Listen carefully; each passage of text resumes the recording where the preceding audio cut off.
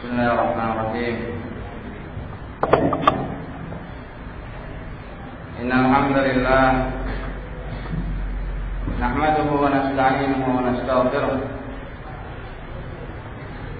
wa na'udzu billahi min shururi anfusina wa sayyiati a'malina. May yahdihillahu fala mudilla lahu ومن يضلل فلا هادي له. أشهد أن لا إله إلا الله وحده لا شريك له وأشهد أن محمدا عبده ورسوله صلى الله عليه وعلى آله وصحبه وسلم. يقول ربنا جل وعلا: يا أيها الناس اتقوا ربكم الذي خلقكم من نفس واحدة وخلق منها زوجها وبث منهما رجالا كثيرا ونساء واتقوا الله الذي تساءلون به والأرحام إن الله كان عليكم رقيبا. ويقول ربنا جل وعلا: يا أيها الذين آمنوا اتقوا الله وقولوا قولا سديدا يصلح لكم أعمالكم ويغفر لكم ذنوبكم ومن يطع الله ورسوله فقد فاز فوزا عظيما. ويقول ربنا جل وعلا: يا أيها الذين آمنوا اتقوا الله حق تقاته ولا تموتن إلا وأنتم مسلمون. فإن أصدق الحديث كتاب الله وخير الهدي هدي محمد صلى الله عليه وعلى آله وصحبه وسلم. وشر الأمور محدثاتها فإن كل بدعة ضلالة وكل ضلالة في النار. أيها الشباب والشابات هدانا الله وإياكم. Segala puji bagi Allah Subhanahu wa Ta'ala yang telah menciptakan langit dan bumi beserta isinya.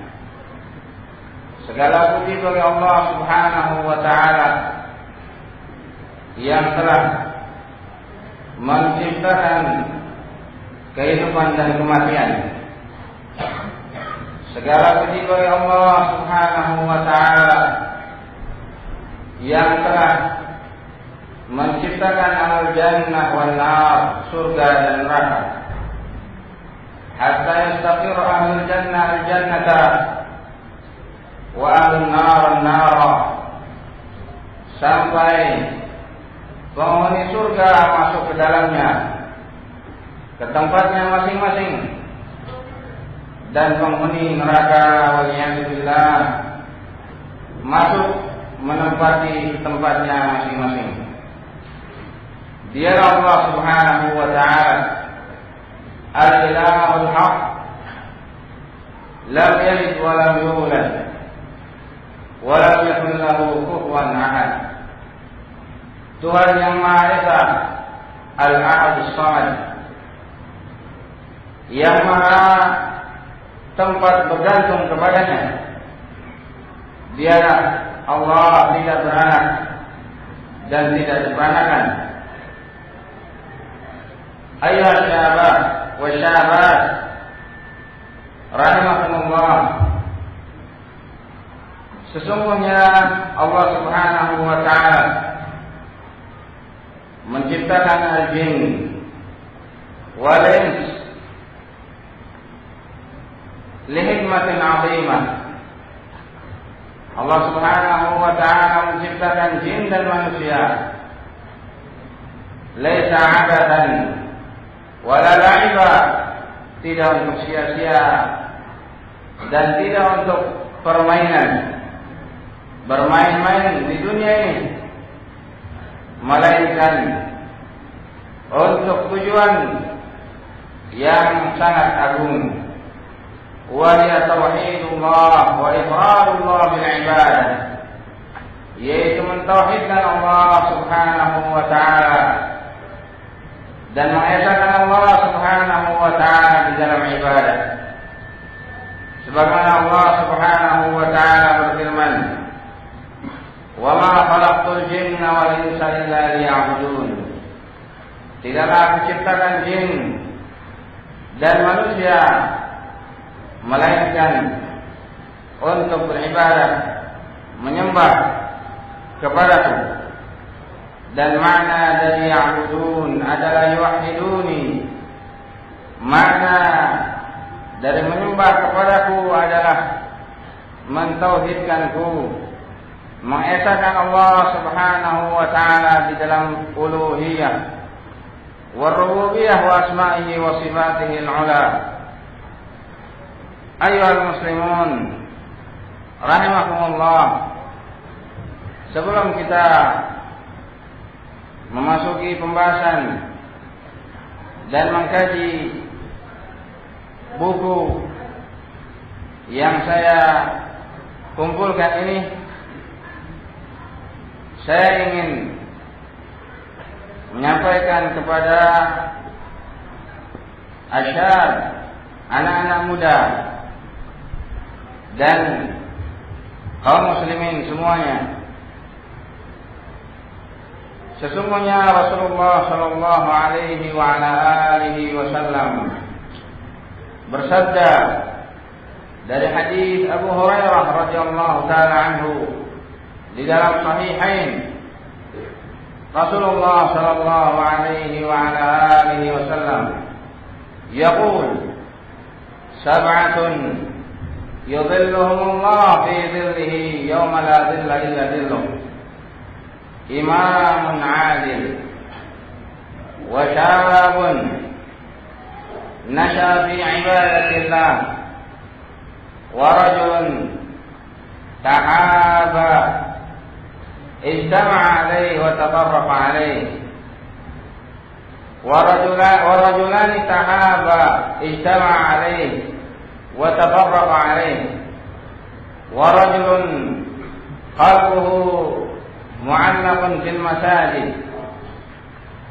wa rajulun da'athu imra'atun dhata mansabin wa jamalin faqala inni akhafu Allah wa rajulun tasaddaqa khafiyan hatta la ta'lamu yaminahu hatta la ta'lamu shimalahu ma tunfiqu yaminahu. Al-hadis sahih dari hadis Abu Hurairah radhiyallahu taala anhu, Rasulullah sallallahu alaihi wa ala alihi wasallam bersabda, ada 7 golongan yang diberikan oleh Allah Subhanahu wa taala naungan yaumul qiyamah, pada hari kiamat nanti, yang mana tidak ada naungan kecuali naungan Allah Subhanahu wa taala. Siapakah mereka itu? Yang pertama, imamun adil, seorang imam, pemimpin yang adil. Dan yang kedua adalah syabun nasha'a fi ibadatillah, seorang pemuda yang tumbuh dan berkembang, dia isi waktunya di dalam beribadah kepada Allah Subhanahu wa taala.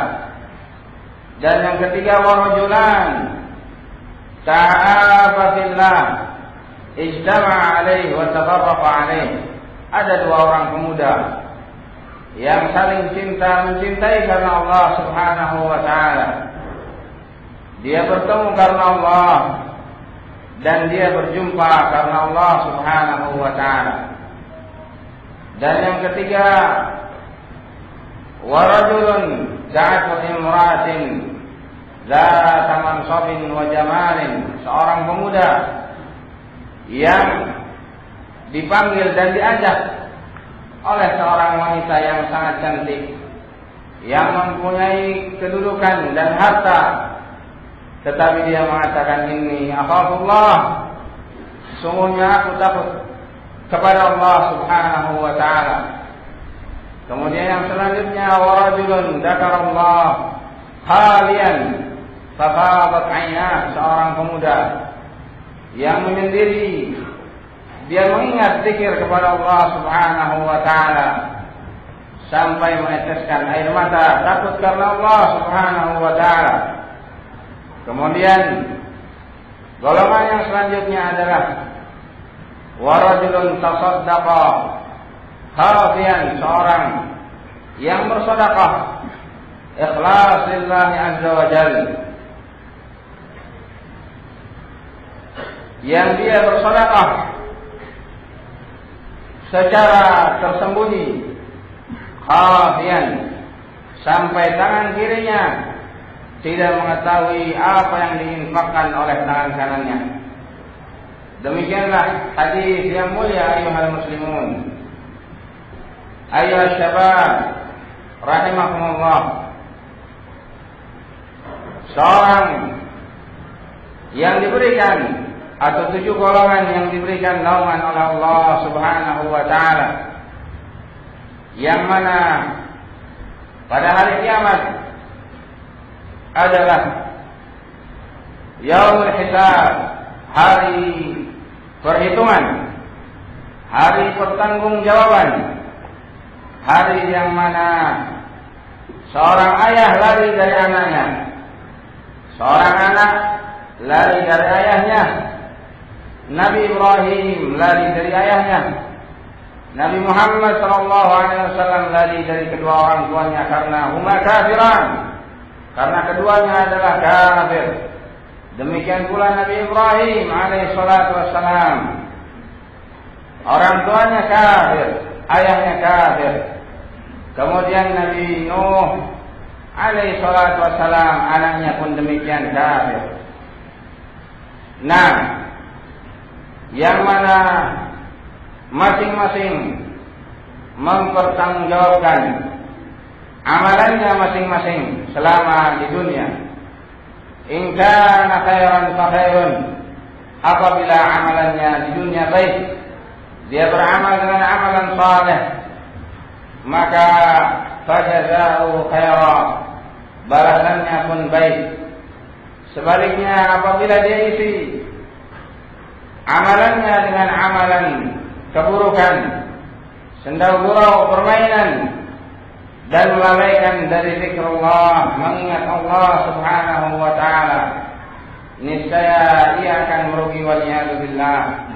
Wa anzirhum yawmal hasrati idh qudiyal amru wa hum fi ghaflatin wa hum la yu'minun.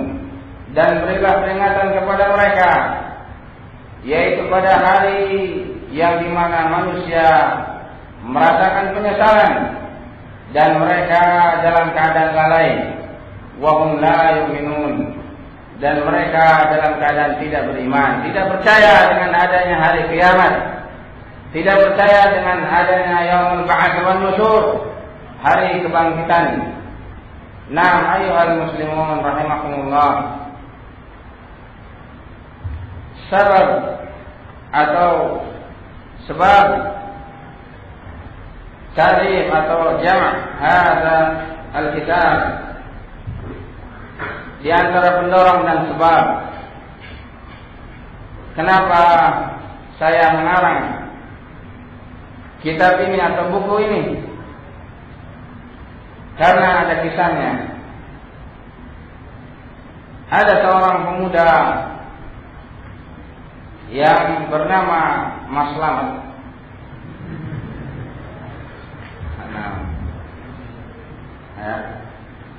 Kebetulan beliau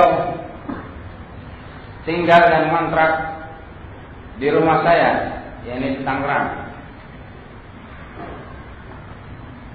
Singkat cerita, Mas Slamet ini diputuskan oleh pacarnya. Nah, karena cinta, Kemudian karena beliau ini diputuskan cintanya oleh sang kekasih yang dia cintai, maka ia pun mengambil inisiatif supaya dilihat atau perempuan itu merasa bahwasanya aku sangat cinta padamu. Nah, itu akhirnya Mas Slamet mengambil tindakan gantung diri. Nah, ketika itu Mas Slamet ini mengunci dirinya di dalam kamar. Akhirnya, waktu zuhur dan makan siang telah tiba. Kemudian teman-temannya memanggil beliau, selamat, karena tidak ada jawaban. Akhirnya pintu tersebut didobrak dan dibuka. Tiba-tiba, mayat beliau sudah tergantung. Akhirnya di antara judul yang menarik yang saya tulis adalah mayat-mayat cinta. Hal ini wahai kaum muslimun, berapa mayat yang sudah terkapar, berapa mayat yang korban karena cinta, berapa kaum muslimun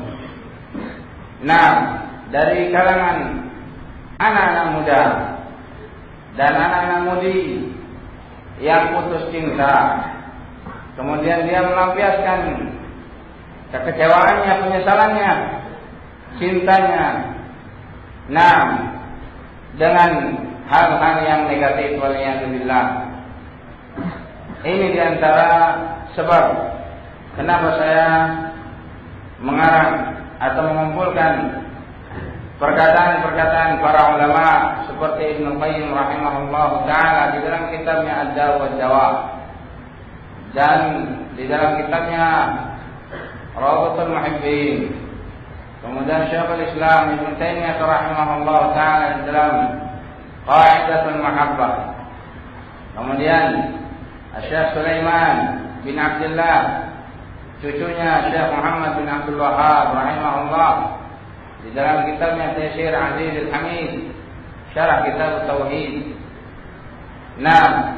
Dan kitab-kitab yang lainnya dari para ulama salafus saleh, yang mana mereka sebenarnya sudah memberikan terapi obat kepada kita, kepada kaum muslimin, kepada syabab, wasyabat, anak-anak muda dan anak-anak mudi,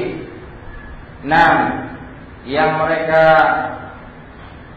terjerumus atau keliru di dalam memahami dan melampiaskan rasa cintanya kepada selain Allah Subhanahu wa taala. Ketahuilah wahai saudara-saudaraku sekalian, sesungguhnya sebab seseorang mengakhiri hidupnya dengan su'ul khatimah, mati dalam keadaan buruk waliyadzubillah, yaitu ketika dia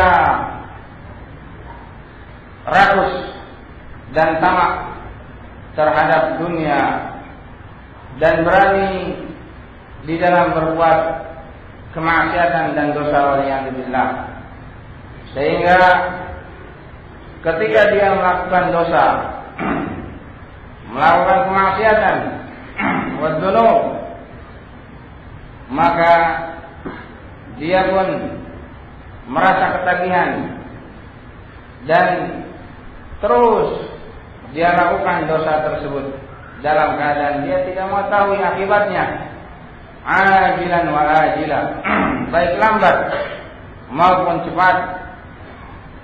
Baik hari itu dia rasakan akibatnya, atau Allah Subhanahu wa taala tangguhkan efek atau akibat dari maasi, dari dosa yang dia lakukan. Hal ini pernah terjadi di kota Mesir. Dinukilkan oleh Al-Imam Ibnu Qayyim rahimahullah taala dalam kitabnya Ad-Da' wa Dawa. Ada seorang pemuda, seorang muadzin yang terlihat dari wajahnya sinar keimanan, sinar ibadah, sinar ketaatan dari wajahnya. Terlihat nampak ketawaduan di dalam dirinya. Tetapi ketika dia menaiki menara, tiba-tiba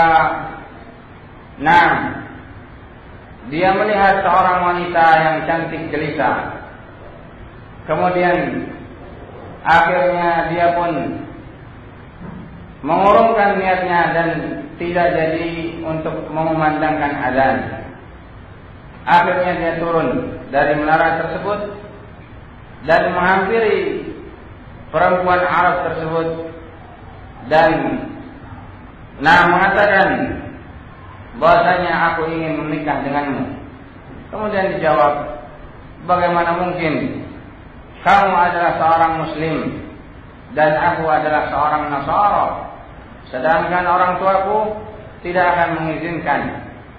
Kemudian dia menjawab, pemuda itu menjawab, kalau begitu aku akan masuk Nasara, yakni murtad, keluar dari agama Islam. Waliyadzubillah. Akhirnya perempuan itu pun sepakat dan pada hari yang ditentukan dia bersama keluarga merayakan hari pernikahan. Setelah itu setelah beberapa waktu lamanya atau setelah beberapa jam kemudian dia pun naik ke lantai 2 dari rumahnya. Dalam keadaan masih resepsi pernikahan. Akhirnya qaddarallahu ma syaa fa'al. Allah takdirkan lain. Akhirnya dia pun jatuh dari loteng tersebut, dari bangunan tersebut, kemudian meninggal dunia. Akhirnya dia pun tidak merasakan kenikmatan dari wanita tersebut dan imannya, Islamnya hilang, murtad, waliyadzubillah. Fahada ayyuhal muslimun, yang demikian ketahuilah wahai sekalian muslimun, para pemuda rahimakumullah, fahada min asbabiz dzunub wal ma'asi. Yang demikian disebabkan karena dosa dan kemaksiatan yang kita anggap enteng, yang kita anggap remeh, yang kita anggap sepele. Padahal di sisi Allah Subhanahu wa taala besar akibatnya. Akhirnya dia pun meninggal dalam keadaan murtad, waliyadzubillah, karena dosa dan kemaksiatan, dan juga karena al-mahabbah atau syiddatul mahabbah wa ifratul mahabbah, cinta yang sangat berlebihan, cinta yang sudah tidak terkendali. Akhirnya dia diperbudak oleh makhluk, oleh perempuan, waliyadzubillah. Kemudian cerita selanjutnya dari buku ini, dari mayat yang selanjutnya, di antaranya adalah saudara Joko. Gara-gara putus cinta, Joko gantung diri. Seorang pemuda berasal dari Pandeglang, Banten. Dikisahkan Cerita ini saya ambil dari 6 berita, yakni internet antara.com. Di situ diceritakan bahwasanya Mas Joko ini dari warga desa Teluk Lada, Kecamatan Sabang, Kabupaten Pandeglang, gantung diri menggunakan benang nilon yang dikaitkan ke kayu plafon di kamarnya sendiri. Aksi gantung diri ditemukan oleh ibunya Umayyah saat memanggil dan mengetuk pintu kamar korban yang tidak kunjung memberi jawaban. Biasanya pagi hari pemuda itu sudah bangun untuk persiapan bekerja di pabrik benang nilon, kata sang ibu Umayyah. Saat membawa jenazah anaknya ke rumah sakit yang ada di Pandeglang, menurut ibu bahwasanya anaknya belakangan ini suka murung dan menyendiri setelah diputuskan cintanya oleh sang kekasih. Saya tidak menyangka anak yang suka humor tersebut nekat dengan cara gantung diri, ujarnya. Demikianlah cerita singkat. Kemudian sebelum gantung diri, dia menulis bahwasanya dirinya sudah tidak kuat lagi menjalani kehidupan, dan juga setelah pisah dengan wanita yang dicintainya, ujarnya, yakni ujar pengakuan dari Mas Joko tersebut. Demikianlah kaum muslimun rahimakumullah. Kemudian cerita yang lain, sengaja supaya ada gambaran dulu, saya utarakan 6 surah atau kejadian-kejadian supaya antum semua mempunyai gambaran tasawur di dalam permasalahan. Kemudian cerita yang selanjutnya, ada seorang pemuda yang dia nongkrong atau duduk-duduk di depan rumahnya. Tiba-tiba ada seorang wanita yang melewati rumahnya tersebut. Wanita ini sangat cantik jelita. Kemudian pemuda itu bertanya, kemanakah jerat? Kemudian wanita itu bertanya kepada seorang pemuda, kemanakah jalan menuju pemandian Minjar? Ini di negara Arab. Kisah ini terjadi di negara Arab. Wanita itu bertanya, kemanakah jalan menuju pemandian Minjar? Pemandian Minjar ini, ada 2 tafsiran.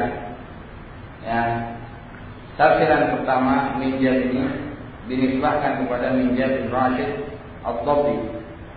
Dia adalah seorang yang terkemuka dari Ahlul Kufah.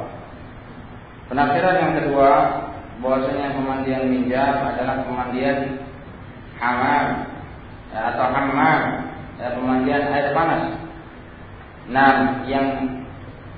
Yang pemandian tersebut dimiliki oleh seorang perempuan yang bernama Minjar. Akhirnya pemuda itu menjawab, oh ini rumahku, ini adalah tempat pemandian Minjar.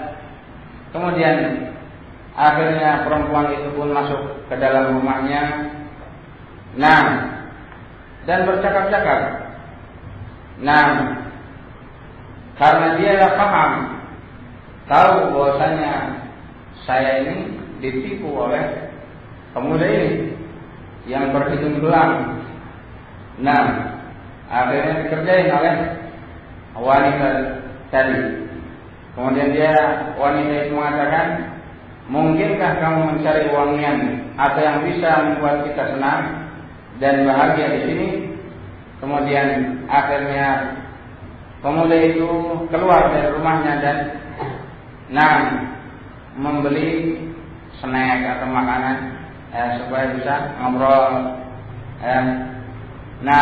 Akhirnya ketika pemuda itu keluar dari rumahnya, perempuan itu kabur. Akhirnya laki-laki atau pemuda itu pun mencari perempuan yang singgah di rumahnya dan mengatakan, "Duhai wanita yang kucintai di hari itu, kemanakah jalan menuju hammam minja?" Akhirnya dijawab oleh wanita tersebut, "Wahai pemuda, kenapa engkau tidak bisa mendapatkannya sehingga menutup pintu atau menggembok pintu tersebut?" Maka pemuda tersebut bertambah cintanya, semakin gila, tergila-gila karena mendengar suaranya. Dan api cintanya semakin membara. Akhirnya sampai pemuda itu jatuh sakit. Ketika sakaratul maut, ketika maut menjemput dirinya, maka dia pun sambil melantunkan bait tersebut, "Duhai wanita yang kucintai di hari itu, kemanakah jalan menuju hammam minja?" Akhirnya dia pun meninggal dan dicabut nyawanya dalam keadaan mengucapkan kalimat tersebut, "Waliyadzubillah, fahadhihi su'ul khatimah." Ketahuilah wahai pemuda, yang demikian adalah su'ul khatimah, mati dalam keadaan buruk. Karena Rasulullah sallallahu alaihi wasallam bersabda, "Man qala la ilaha illallah akhir kalamih dakhala al-jannah." Barang siapa yang mengucapkan la ilaha illallah pada akhir hidupnya, pada akhir kematiannya, maka ia akan masuk surga. Ini adalah jaminan dari Rasulullah sallallahu alaihi wasallam. Tetapi pemuda tersebut karena kejahilannya dan beraninya dia berbuat maksiat kepada Allah Subhanahu wa taala, melebihi kecintaannya daripada cintanya kepada Allah Subhanahu wa taala, yang mana al-mahabbah, rasa cinta, tidak boleh melebihi atau menyamakan cintanya kepada Allah Subhanahu wa ta'ala. Ayuhal muslimun rahimakumullah, dan banyak sekali dari cerita-cerita yang ada di sekitar kita, teman-teman kita mungkin, atau saudara-saudara kita, atau mungkin waliyadzubillah kita sendiri, yang pernah merasakan apa itu namanya cinta, apalagi anak-anak SMA, anak-anak SMP. Bermula dari pandangan mata, lirik-lirikan, kenal-kenalan, surat-suratan, akhirnya janjian. Kemudian terjadilah apa yang terjadi, waliyadzubillah.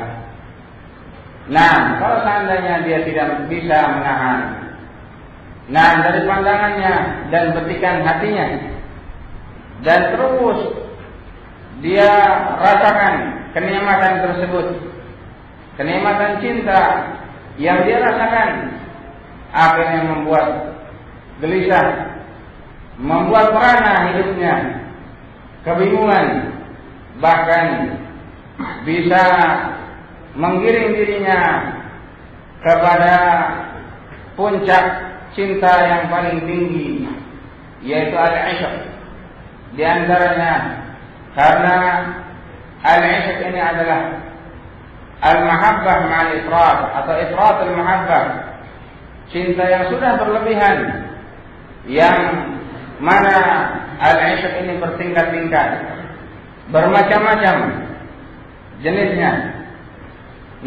Sampai mencapai tingkat kekufuran dan kesyirikan waliyadzubillah.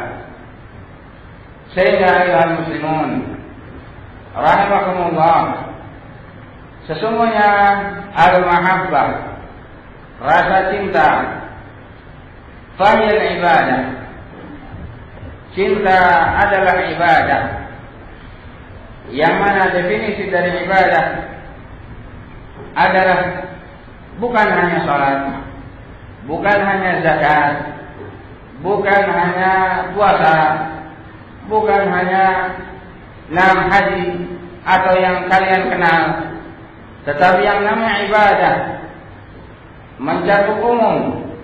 Hari ini sebagaimana Syekhul Islam Ibnu Taimiyah rahimahullah taala menafsirkan makna al-ibadah, fahiya ismun jami'un likulli ma yuhibbu Allah wa yardah min al-aqwal wal a'mal al-batinah wal zahirah. Ibadah adalah suatu ungkapan nama yang mengandung segala perbuatan dan perkataan yang dicintai dan diridhai oleh Allah Subhanahu wa taala, baik yang tersembunyi maupun yang nampak.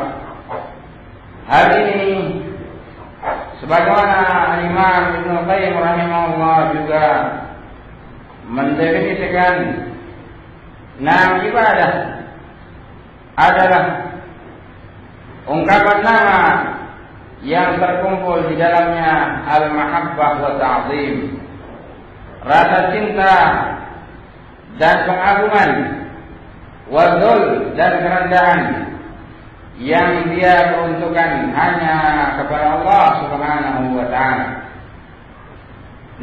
Sehingga perbuatan yang nampak, yang terlihat seperti salat, puasa, mengaji, belajar Al-Quran, ini perbuatan yang terlihat, yang nampak oleh mata kepala kita. Tetapi ada ibadah al-batinah, ibadah yang tersembunyi, yang mana di antara ibadah al-batinah yang tersembunyi adalah al-mahabbah, rasa cinta, dan juga al-khauf, rasa takut, dan juga al-raja, rasa pengharapan, dan lain sebagainya dari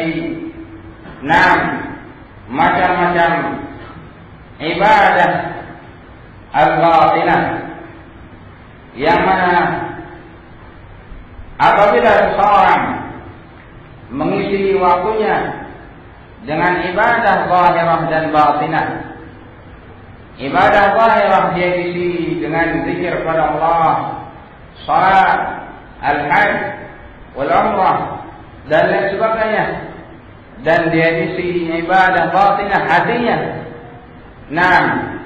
dengan mahabbah lillah wal raja ilaih wal khauf kepada Allah Subhanahu wa taala, wal raghbah wal rahbah, pengharapan, rasa takut, dan lain sebagainya, maka tidak akan tersisa sedikit pun dari waktunya dia menghirupnya dinilai ibadah. Dia bergerak, gerakannya dinilai ibadah. Dia berjalan, langkah kakinya pun dinilai ibadah. Dia berbicara, berucap,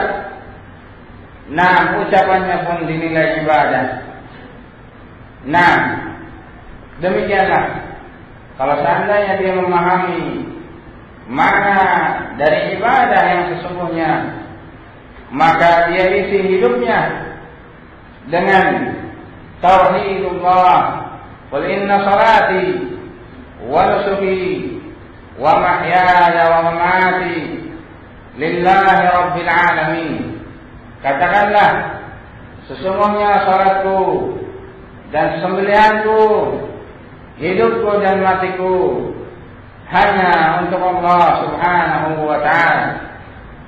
Naam, al-hayat wal maut, kehidupan dan kematian yang dia ikrarkan hanya untuk Allah Subhanahu wa ta'ala akan dipertanggungjawabkan pada hari kiamat nanti. Yaumul hisab wa yaumul jazaa wa yaumul ba'ts wan nusyur. Nah, ketahuilah kaum muslimun rahimakumullah, yang namanya al-mahabbah, nah, letaknya di dalam hati yang diiringi dengan rasa pengharapan dan rasa takut. Apabila seorang mencintai sesuatu, nah pasti rasa cinta tersebut diiringi dengan pengharapan dan rasa takut. Dia mengharap agar kekasihnya dekat selalu dengannya, dan dia takut apabila berpisah dengan kekasihnya. Demikian al-mahabbah atau min alamatil mahabbah. Dan ketahuilah wahai para pemuda, sesungguhnya Allah Subhanahu wa ta'ala berfirman, wa minan nas may yattakhidhu min dunillahi andada yuhibbunahum ka hubbillah walladzina amanu ashaddu hubban lillah. Dan di antara manusia ada orang-orang yang menjadikan tandingan-tandingan selain Allah Subhanahu wa ta'ala. Mereka mencintainya sebagaimana mereka mencintai Allah. Walladzina amanu ashaddu hubban lillah. Adapun orang-orang yang beriman sangat cinta kepada Allah Subhanahu wa ta'ala. Walau yara alladzina zalamu idh yarana al-'adab anna al-quwwata lillahi jami'an wa anna Allah syadidul 'adab.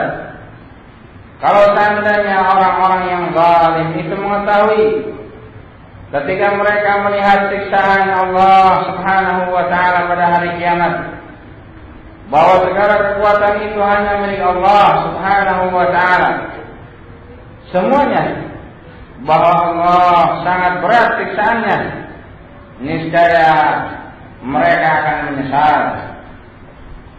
Nah, dari ayat tersebut Allah Subhanahu wa ta'ala mengkabarkan kepada kita, di antara manusia ada yang menjadikan makhluk baik dari manusia, berhala atau yang lainnya, mereka jadikan sesembahan, pujian, idola, patung dan lain sebagainya.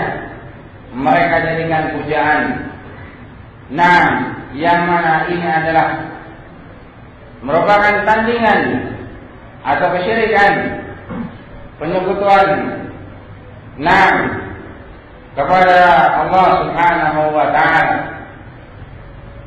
Yang mana di dalam ayat ini Allah Subhanahu wa ta'ala menerangkan kesyirikan di dalam mahabbah, kesyirikan di dalam rasa cinta, yang mana di antara mereka ada yang menjadikan patung-patung tersebut, berhala-berhala tersebut, manusianya atau batu atau harta, mereka mencintainya, menyamai kecintaannya kepada Allah, bahkan lebih dari itu. Yang demikian ketahuilah wahai saudaraku, merupakan asyirku billah, kesyirikan kepada Allah Subhanahu wa ta'ala. Karena yang namanya syirik, diambil dari kata musyarakah, yang artinya adalah menduakan Allah Subhanahu wa ta'ala di dalam ibadah. Dan rasa cinta termasuk dari rangkaian ibadah yang tidak boleh dipalingkan kepada selain Allah Subhanahu wa ta'ala. Maka apabila dia telah menyebutkan Allah, menyamakan kecintaannya dengan kecintaan kepada makhluk, kecintaan kepada manusia, baik laki-laki maupun perempuan, kecintaannya kepada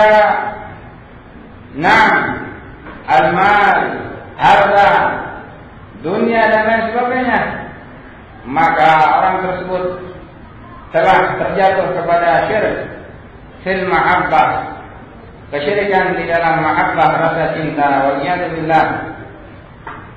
Wa in kana la yasjud, walaupun dia tidak menyembahnya, tidak sujud secara langsung dengan gerakan tubuh. Wa in lam yarka', walaupun dia tidak rukuk dengan gerakan rukuknya, walakin akan tetapi ma fi qalbihi, apa yang ada di dalam hatinya, min at-ta'zim wal ijlal wal mahabbah, dari pengagungan, pengharapan, kecintaan dan pemujaan. Hatinya penuh dengan pemujaan dan kecintaan kepada selain Allah. Hal ini sudah terjatuh kepada al-musyarakah, menyamakan, menandingi rasa cintanya kepada kepada Allah Subhanahu wa ta'ala. Dan ketahuilah, di antara macam-macam mahabbah, rasa cinta yang disebutkan oleh Syekh Sulaiman bin Abdullah, cucunya Muhammad bin Abdul Wahab, hal ini sebagaimana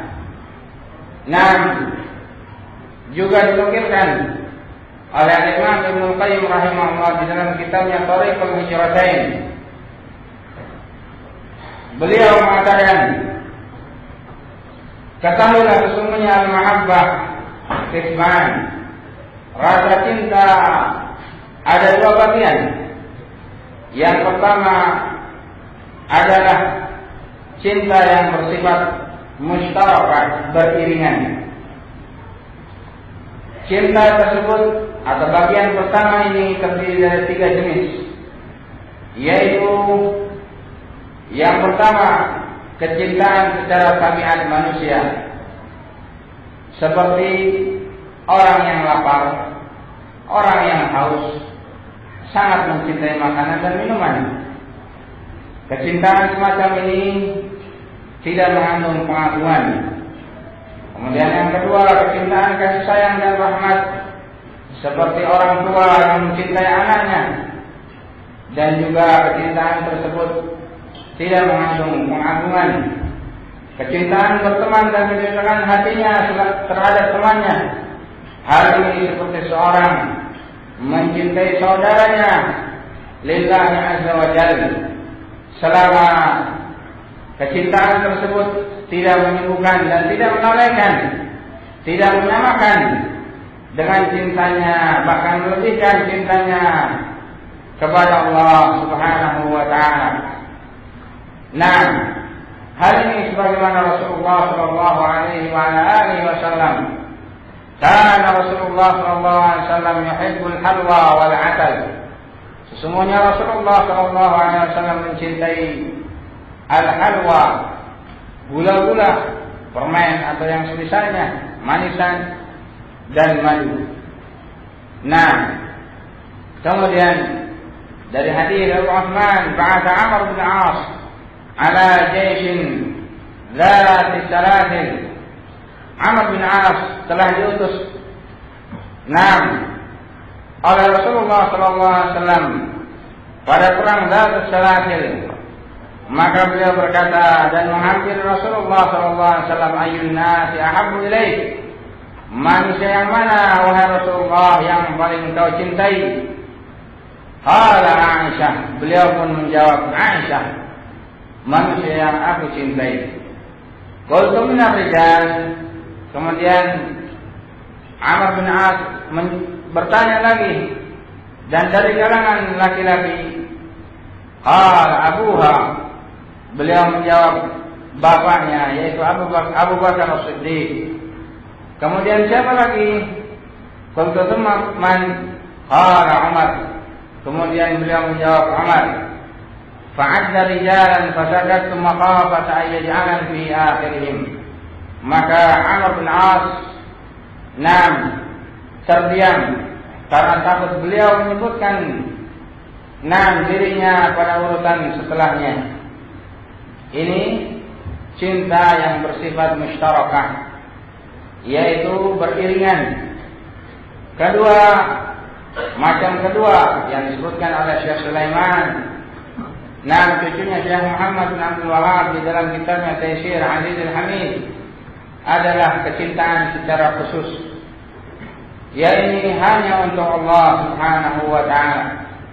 Yaitu ketika seorang hamba memalingkan kecintaannya kepada selain Allah Subhanahu wa ta'ala, maka dia telah terjatuh kepada kesyirikan, yaitu al-mahabbah al-ubudiyah, kecintaan ubudiyah yang terkandung di dalamnya ketundukan, kerendahan dan pengakuan terhadap yang dia cintai.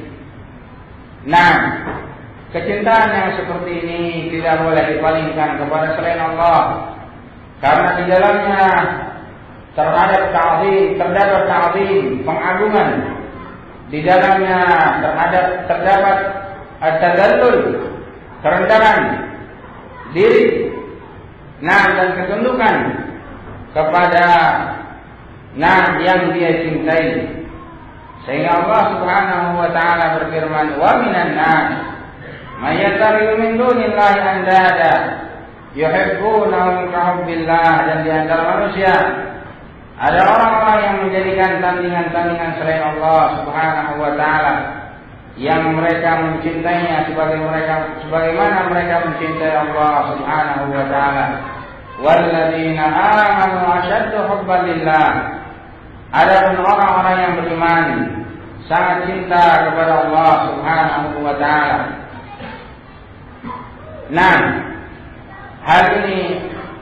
Ayat ini menunjukkan bahwasanya di antara manusia ada yang menjadikan tandingan-tandingan selain Allah Subhanahu wa ta'ala di dalam mahabbah, di dalam rasa cinta. Kemudian pembahasan yang selanjutnya adalah maratibul mahabbah, tingkatan-tingkatan cinta. Kalau yang tadi adalah macam-macam cinta, macam-macam mahabbah. Tapi sebelum kita lanjutkan dari anak-anak SMA, siapa yang bisa jawab? Nanti saya kasih hadiah buku ini. Jangan berani angkat tangan. SMA 1.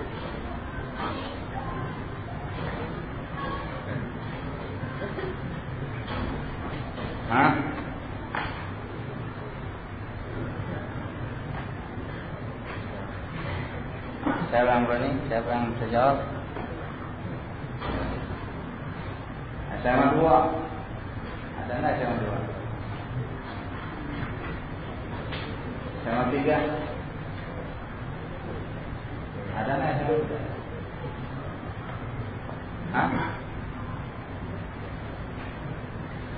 Sebelum kita lanjutkan, kalau tidak ada yang menjawab, sebelum kita lanjutkan. Silakan. Siapa yang punya jawaban?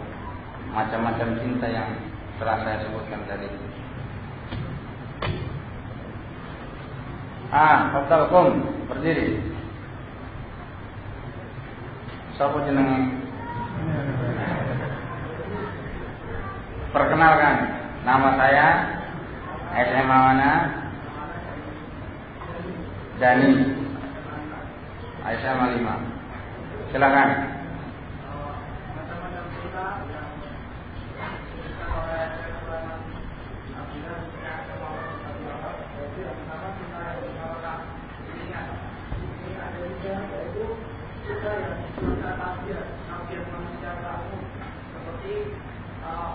lapar dan haus yang kita kepada makanan dan minuman. Kemudian yang kedua yaitu kita yang sifat kasih sayang, jadi cintanya orang tua kepada anaknya. Kemudian yang ketiga yaitu cintanya karena kesatuan hati di dalam pertemanan. Kemudian akan kita yang kedua yaitu cintanya yang secara khusus yaitu kepada Allah Ta'ala. Nah, Hasan, silakan nanti ambil hadiah di panitia buku mayat-mayat cinta. Nah, kita lanjutkan. Al-Imam Ibnu Qayyim rahimahullah taala menyebutkan tingkatan-tingkatan cinta di dalam kitabnya Ad-Da'u wad-Dawa. Semuanya cinta memiliki 7 tingkatan. Di antaranya yang pertama adalah al-alaqah, yang mananya adalah ikatan cinta. Kenapa dinamakan alaqah? Disebutkan oleh Imam Ibnu Qayyim rahimahullah, karena orang tersebut memiliki hubungan atau ikatan dengan yang dia cintai. Berkata salah seorang penyair Laila Majnun, "Allaqtu Laila wa hiya zatu sama'imi, wa lam yabdu lil aqram min satiha hajmu." Aku telah mengikat Laila karena dia telah memiliki pengikat cinta. Karena wanita-wanita perawan itu belum tumbuh buah dadanya. Nah, syahid dari bait tersebut adalah al-alaqah, pengikat cinta, yang mana ini adalah awal dari cinta. Seorang jatuh cinta, nah awal dari jatuh cinta adalah al-alaqah. Ada ikatan, ada strum cinta. Nah, kemudian yang kedua adalah as-sababah.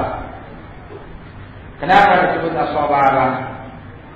Karena hati seseorang tersebut dia curahkan dan dia tumpahkan kecintaannya kepada orang yang dicintainya. Dan yang ketiga adalah al-gharam, yaitu melekatnya kecintaan di dalam hatinya sampai cintanya tidak akan terpisahkan dari sesuatu yang dia cintai. Hal ini diambil dari kalimat al-gharim, yang maknanya adalah orang yang berhutang. Karena orang yang berhutang, mempunyai kewajiban membayar hutangnya dan tidak bisa lepas dari orang tersebut, harus bayar hutang. Nah, hati-hati orang yang punya hutang. Kemudian yang selanjutnya yang keberapa? Yang keempat adalah al-'ishq. Ain, shin dan qaf. Al-'ishq yaitu rasa cinta yang berlebihan, yang mengandung syahwat, yang mengandung birahi syahwat. Nah, rijalan wa nisaan, baik laki-laki maupun perempuan. Nah, oleh karena itu Allah Subhanahu wa taala tidak boleh disifati dengan sifat al-'ishq, karena yang demikian adalah merupakan kekufuran. Dia telah menyamakan dengan makhluknya dari segi kalimat tersebut. Insyaallah pada pembahasan selanjutnya akan dibahas.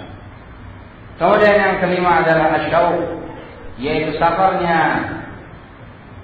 seseorang, sabarnya hati seseorang kepada sesuatu yang dia cintai dengan sepenuhnya. Hal ini sebagaimana Rasulullah sallallahu alaihi wasallam bersabda, "Man ahabba liqa'a Allah, ahabba Allah liqa'ah." Barang siapa yang ingin berjumpa dengan Allah, maka Allah pun akan atau ingin berjumpa dengannya. Maka yarju liqa'a Allah, fa inna ajra Allah la'atin. Barang siapa yang mengharap untuk berjumpa dengan Allah, maka semuanya waktu yang dijanjikan oleh Allah Subhanahu wa taala itu pasti datang.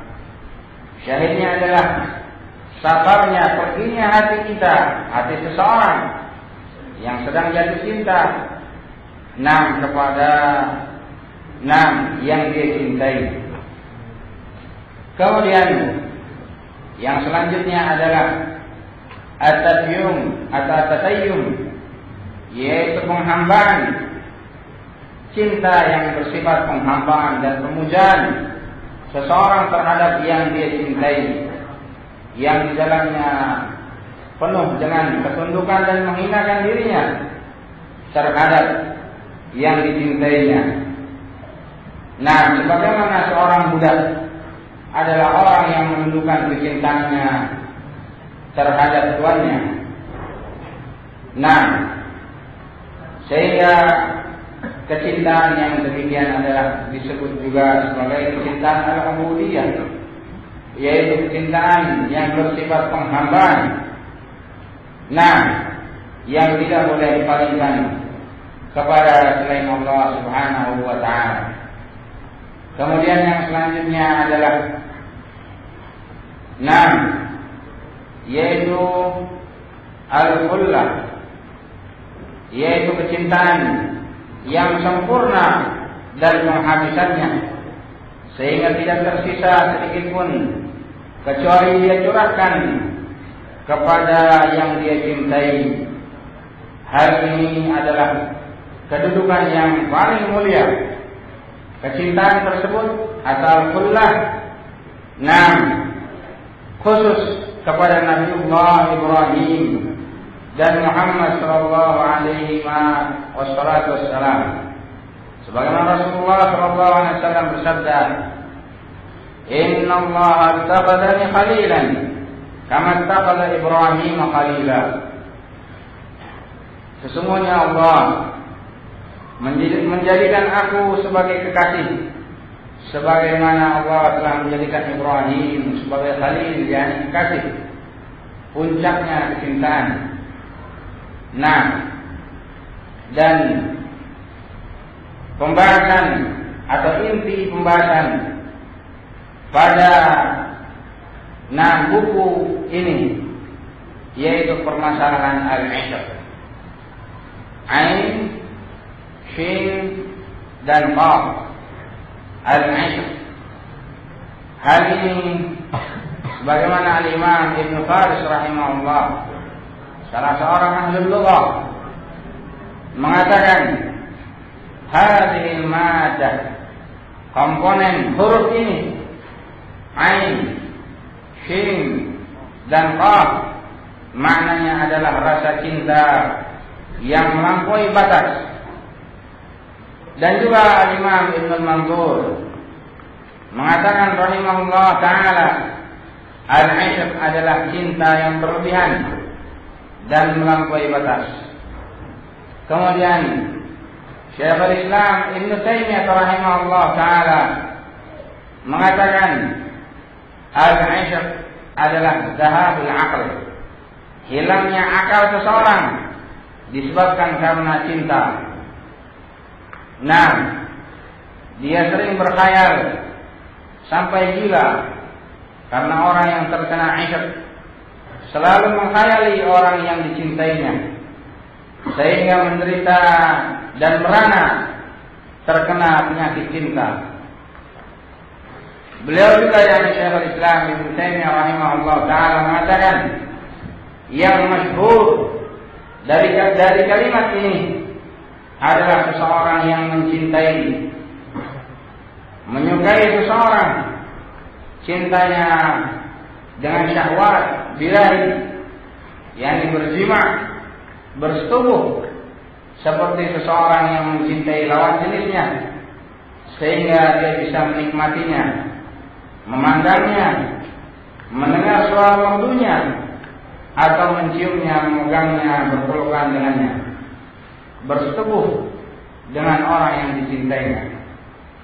Kalimat 'ishq ini jarang digunakan dalam mencintai anak, saudara karibnya, daerah atau negaranya, agama, dan juga jarang digunakan dalam mencintai kecerdasan seseorang.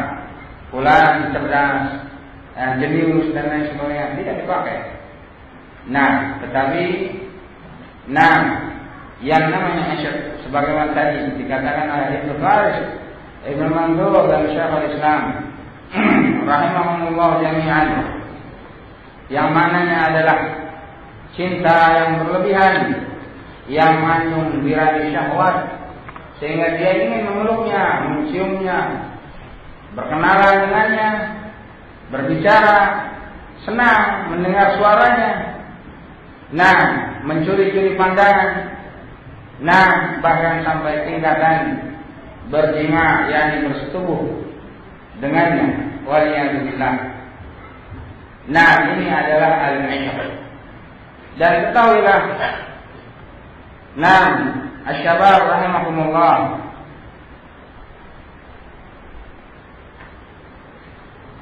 al-isyq bermacam-macam.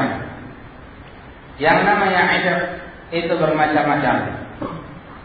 Al-isyq bisa terjadi kepada orang yang mencintai dan orang yang dicintai.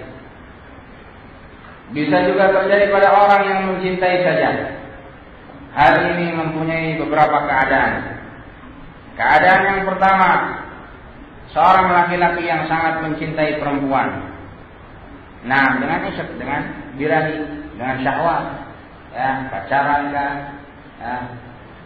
ngobrol, gesek-gesekan atau mencium dan lain sebagainya. Hal ini bersifat umum dan banyak sekali laki-laki yang mencintai perempuan. Yang kedua, perempuan yang terjangkit isyq. Hal ini lebih sedikit dari keadaan yang pertama. Kenapa? Karena perempuan mempunyai rasa malu, sehingga menyembunyikan rasa cintanya dan menutupinya. Padahal naksir juga.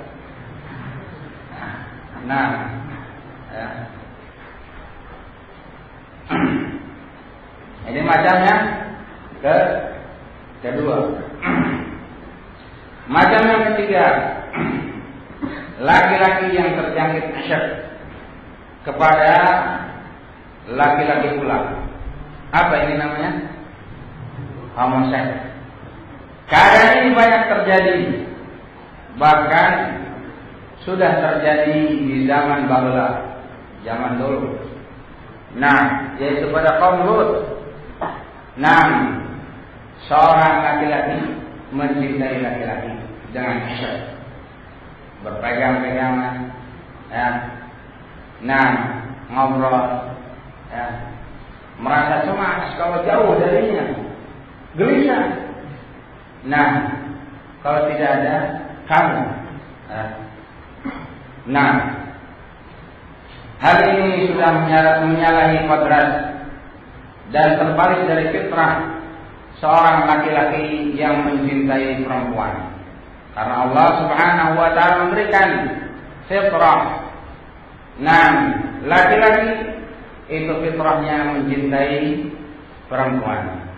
Tetapi orang ini atau jenis kaum ini, mereka mencintai laki-laki dan tidak nafsu kepada perempuan, nggak ada nafsu. Tidak punya nafsu kepada perempuan. Ini apa namanya? Homoseks. Yang disebutkan dalam Al-Quran, dan juga dikenal di kalangan para ulama dengan luti. Lam, waw, dan fa, dan ya ditambah luti. Seorang yang melakukan homoseks.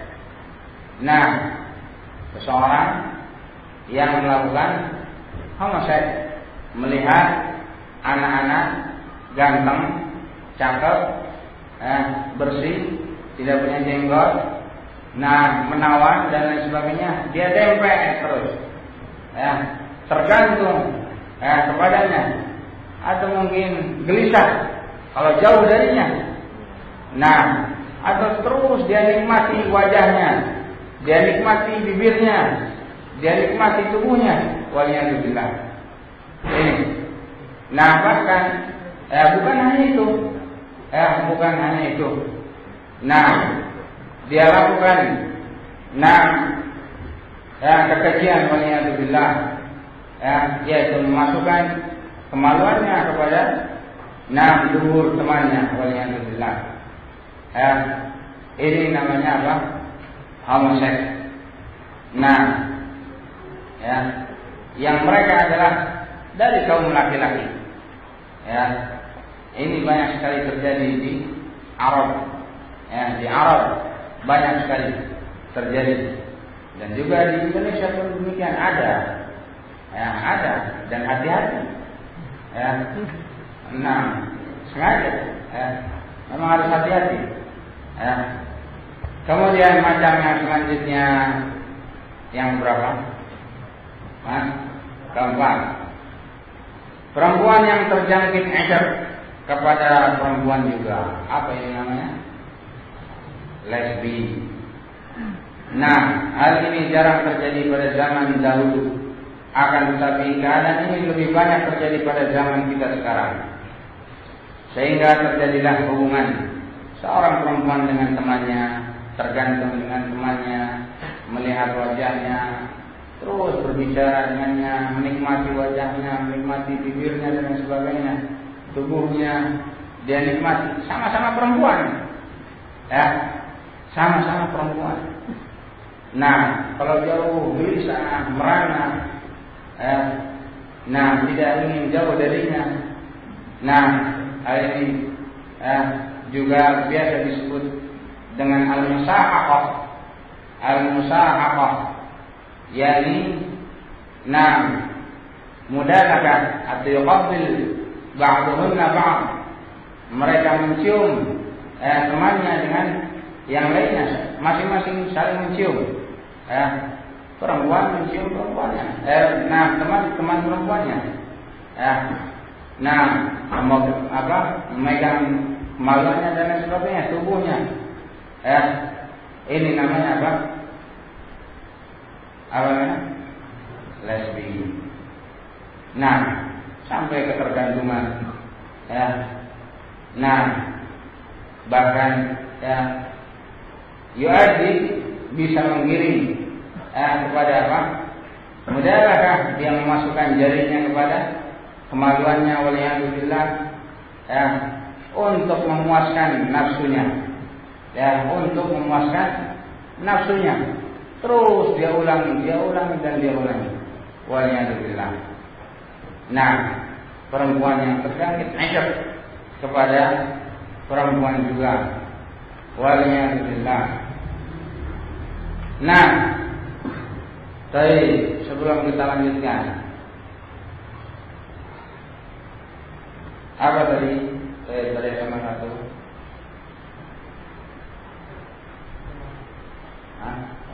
Satu mana? Ada berapa? Karangannya dulu coba. Silakan.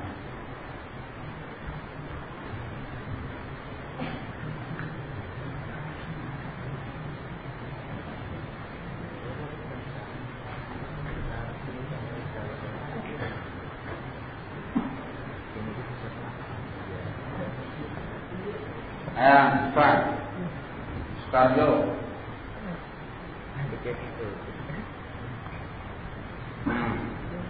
Sama dua.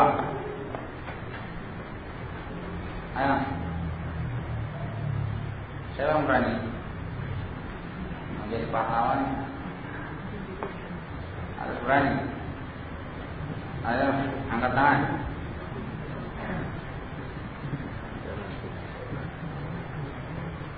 Sama berapa aja nih? Sama 3 ada nggak? Boleh. Ya silakan SMA, peserta SMA siapa saja, angkat tangan. Rugi nggak dapat buku Mayat Cinta.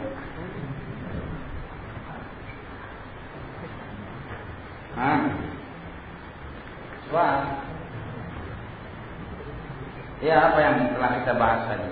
Pertanyaannya. Inti-inti yang telah kita bacakan tadi.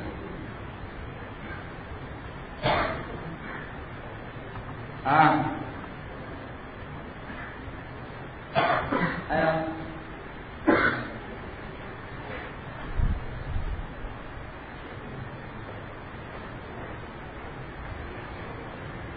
Yang ranking 1 siapa yang ranking 1?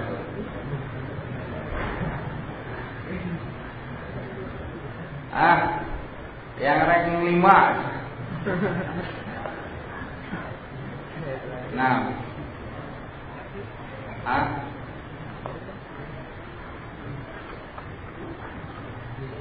Ya, kalau nggak berani menghafal, baca, berdiri baca. Berdiri tapi dibaca, silakan. Kalau nggak hafal, baca. Berdiri. Yang keras. Namanya dari mana? SMA berapa? Namanya Fendi dari Malaysia. Ya, silakan. Satu seorang laki-laki yang bisa kata perempuan. Dua seorang perempuan yang bisa kata laki-laki. Tapi belum mungkin. Tiga seorang laki-laki yang bisa pada laki-laki atau bebek. Dan keempat seorang perempuan yang bisa pada perempuan atau Ustaz. Ya, silakan ambil hadiahnya di panitia. Kemudian pembahasan yang selanjutnya menjelang zuhur yang terakhir, perselisihan tentang lafaz al-'ishr. Dinukilkan oleh Syekhul Islam Ibnu Taimiyah rahimahullah taala. Adapun kalimat 'ishr, mereka berselisih pendapat. Pendapat yang pertama, orang-orang Sufiyah Ahlul Kalam, yang semisalnya mereka menggunakan lafaz 'ishr ini terhadap Allah Subhanahu wa taala. Waliyadillah. Mereka berdalil dengan perkataan Abdul Wahid bin Zaid yang mengatakan Allah telah 'ishr kepadaku dan aku telah 'ishr kepadanya. Nah, hal ini dibantah oleh pendapat yang kedua. Nah, kata Syekhul Islam Ibnu Taimiyah rahimahullah taala, para ulama mengingkari hal itu terhadap Allah Subhanahu wa taala karena beberapa hal. Yang pertama, lafaz ini tidak pernah datang dari Rasulullah SAW dan para sahabat dan para salafus saleh radhiyallahu taala anhum ajma'in. Adapun kalimat dari Abdul Wahid bin Zaid berdalil dari salah seorang nabi di kalangan Bani Israel. Nah, kejadian ini diambil dari Israiliyat, cerita-cerita Bani Israel yang sepenuhnya tidak boleh kita percaya terhadap kabar tersebut. Nah, karena Rasulullah SAW bersabda, "Idza haddatsakum ahlul kitab fala tusaddiquhum wa la tukadzibuhum, fa imma yuhaddithukum bihaqqin fatukadzibuhu wa imma yuhaddithukum bibatilin fatusaddiquhu." Apabila ahlul kitab mengabarkan kepada kalian tentang sesuatu, maka janganlah kalian mempercayainya dan jangan pula kalian mendustakannya. Bisa jadi mereka mengkabarkan kepada kalian tentang kebenaran, padahal itu adalah kedustaan. Dan sebaliknya bisa jadi mereka mengkabarkan kedustaan, dan sebaliknya mereka yang tersebut adalah kebenaran. Maka al-'ishr yang sebenarnya adalah kecintaan yang mengandung syahwat, seperti orang laki-laki mencintai perempuan dengan syahwat, sehingga penggunaan lafaz ini tidak boleh diperuntukkan terhadap Allah Subhanahu wa taala. Nah, hal ini adalah makna yang kufur, menggunakan kalimat ini terhadap Allah Subhanahu wa taala. Sudah terjatuh kepada kekufuran karena dia telah menyamakan Allah Subhanahu wa taala dengan makhluknya, yaitu dari segi menikahi Sedangkan Allah Subhanahu wa taala berfirman, "Qul huwallahu ahad." Katakanlah, dialah Allah yang Maha Esa. Allahus Samad, dialah Allah tempat bergantung segala sesuatu. Lam yalid wa lam yulad. Dia tidak beranak dan tidak pula diperanakan. Wa lam yakun lahu kufuwan ahad, dan Allah Subhanahu wa taala tidak pula seorang pun yang setara dengannya. Wa qalu ittakhadallahu waladan subhanahu bal lahu ma fis samawati wal ardi kullu lahu qanitun. Dan mereka orang-orang kafir mengatakan Allah mempunyai anak. Maha suci Allah Subhanahu wa taala. Bahkan apa yang ada di langit dan di bumi adalah kepunyaan Allah Subhanahu wa taala.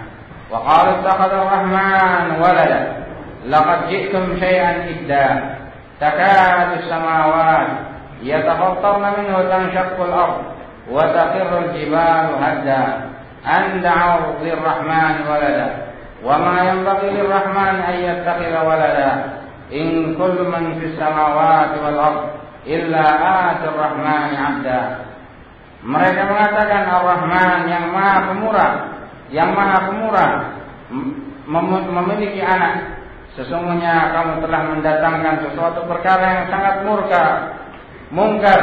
Hampir-hampir langit menjadi pecah karena ucapan itu, dan bumi terbelah dan gunung-gunung runtuh karena mereka mengatakan bahwasanya Ar-Rahman, Allah Subhanahu wa taala yang Maha Pemurah mempunyai anak. Tidak sepantasnya bagi Ar-Rahman mempunyai anak.